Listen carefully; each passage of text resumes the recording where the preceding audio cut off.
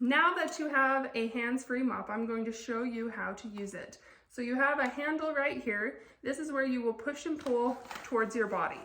Now there is some resistance here, so you need to use a little muscle to make it go back and forth. When you're ready to mop, you have to be sure to pull it all the way back towards you and wait for the click.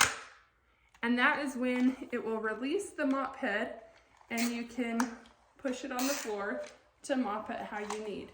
When you're ready to wash it under the sink, you have to be sure that this part is facing up and the mop head magnetizes into its spot. Otherwise, it's gonna flip around.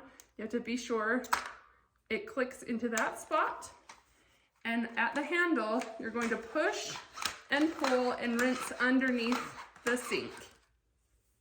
If you would like to put a cleaner to clean the pad, that is where you insert it into this part of the hands-free mop, and then you close it, and then when you want to dispense it, you squeeze it, and as you're using the mechanism back and forth over the pad, it will help clean it.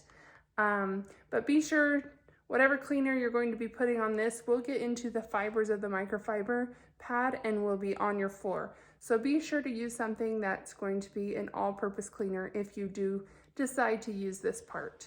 So this is the mop without the microfiber pad on it. The microfiber pad is special because it has its own specialty loops here on one edge that you will hook in to these 3 slots on the pad.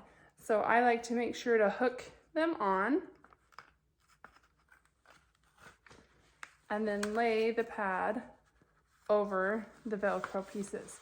Make sure it's nice and tight on the head.